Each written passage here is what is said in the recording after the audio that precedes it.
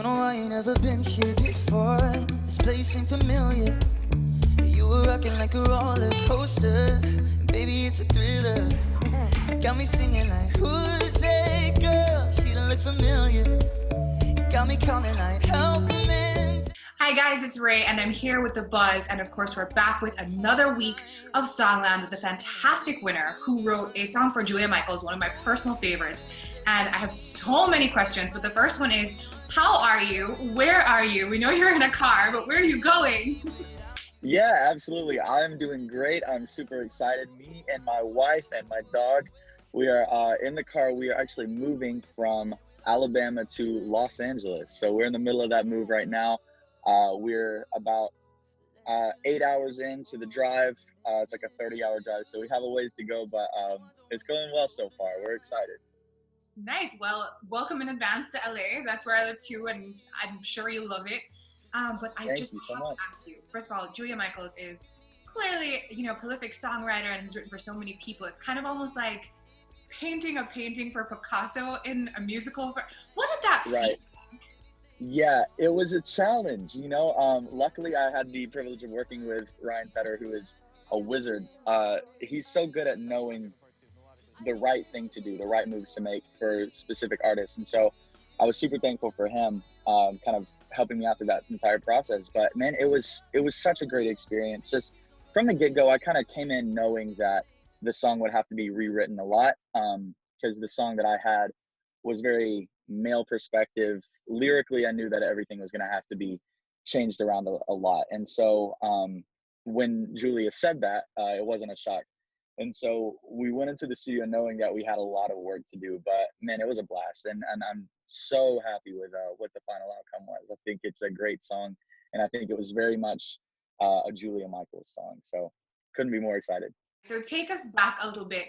Before Julia Michaels, before this show, your career in songwriting, just how you've been writing over the years. Tell us a little bit about that.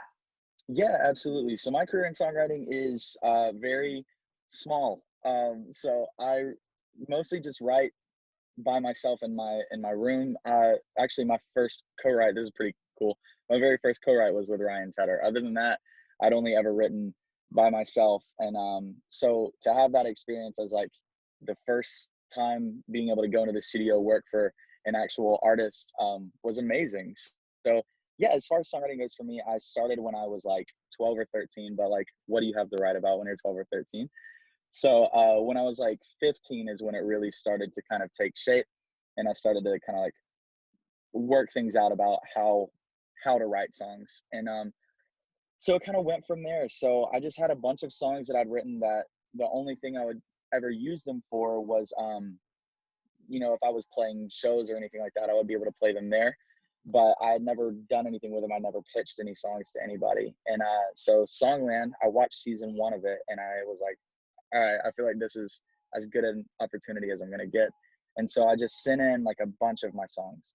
And then they reached back out about Glad You Came. And they said, hey, we like this song. We want you to pitch it to Julia Michaels. So I flew out to LA and pitched the song, and you guys saw the rest.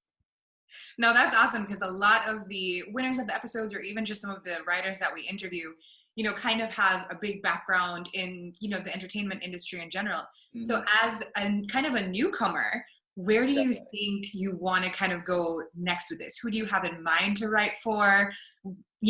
What's the potential that you're thinking?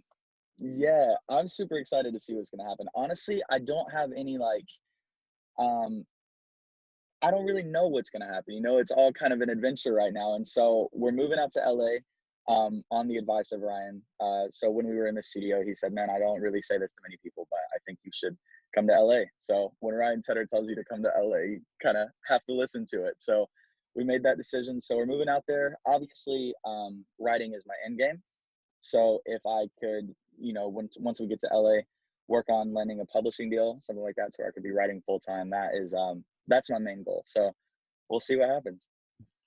Awesome. Okay, so let's kind of get into the song a little bit, because it blew me away. In fact, I had it getting dressed, and I was just like in the mirror, just like, singing along. And I don't know who I'm singing to, like, oh, my heart. But where did the inspiration for this particular song come from? And as you mentioned, it wasn't originally a female perspective. So tell us a little bit about that.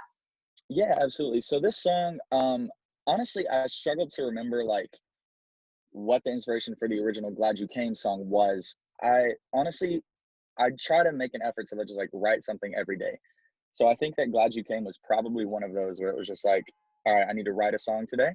And so it started as all my other songs do, just kind of me in my bedroom working on it by myself. And so I have this kind of guitar loop, and then I'm usually like a lyrics first kind of guy. So I think for me, it probably just started as a writing exercise. And when I sent these songs in to Songland, I sent in like a bunch of them, you know, and then that one just happened to be the one that they gravitated towards. And so when they told me that it was going to be like for Julia, I was surprised by that, you know what I mean? Because they were like, hey, we like Glad You Came, pitch it to Julia Michaels. And I was like, okay, I mean, I'll do it, of course, but I don't really think that it's a song for her.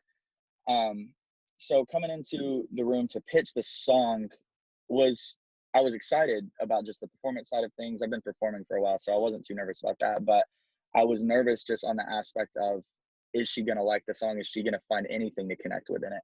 So after I pitched it and she started singing some of the melodies that she liked and everything, that was just an insane experience for me to be sitting in front of Julia Michaels and then her start singing my own song back to me. Like that was insane. So yeah, amazing experience. And then going into the studio, I think me and Ryan both had some different ideas on like what we could do to make the song more Julia. So I had written some stuff, and then he had written some stuff, and then we came and we kind of collaborated on that. And then I believe Julia actually had called Ryan with a few ideas that she had, and so we kind of took all of that and pushed it together. And then the outcome was "Give It to You," and I couldn't love the song more. I think it's fantastic. I think Julia killed it. She sounds so good on it. She really, I mean, you know what?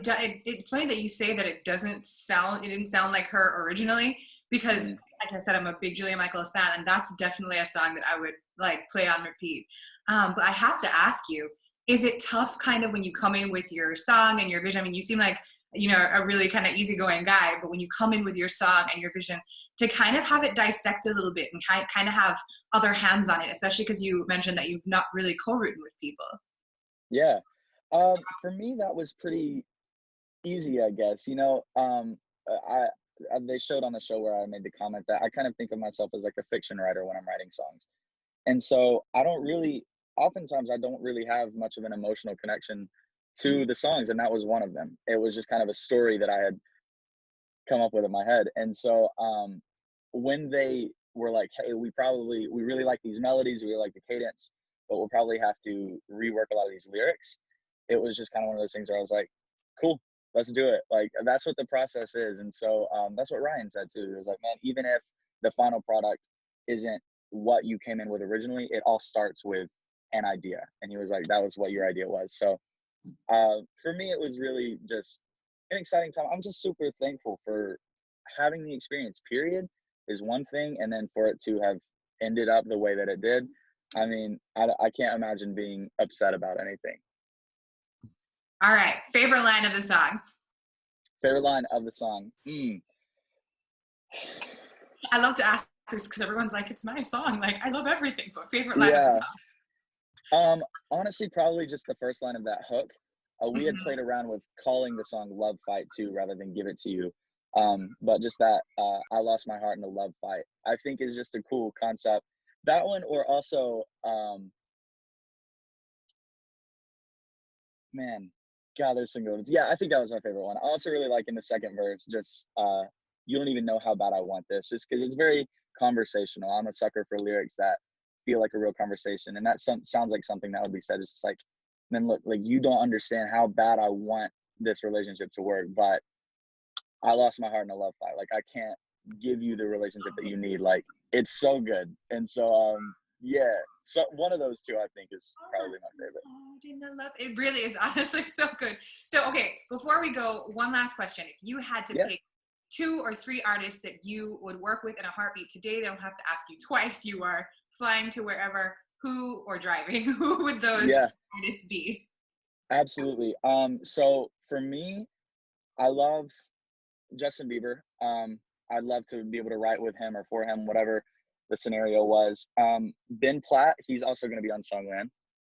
I pitched a few songs for Ben Platt specifically. When I sent in my big batch of songs, there were a few where I was like, I like this song for Ben Platt. Send. And so he would be one. And then I think my number one, if I could co-write with anybody, would be John Bellion. He's ridiculous. I think that he's on another plane than the rest of us as far as songwriting goes. I think he's amazing. So he's probably my number one pick. Awesome. Well, thank you so much. We are looking forward to you coming to LA and looking forward to your continued success. Like I said, the song is amazing. I think I saw it was on the iTunes charts this morning, but I don't know where it was. Where do you know where it was on the charts? Yeah. Last time I checked, it was number 16, and that was a few hours ago. So hopefully we'll keep climbing. So go stream it. Of course. I already, luckily I have them every week, so I subscribe to the Songland and we go, but a phenomenal song, and of course a phenomenal just experience just watching that whole process. So thank you for being with us, and thank you for sharing your music with us as well. Of course. Thank you guys so much for having me. I really appreciate it. All right, awesome. And there you guys have it with The Buzz. We are with Keegan, and he is the winner of this week's episode of Songland.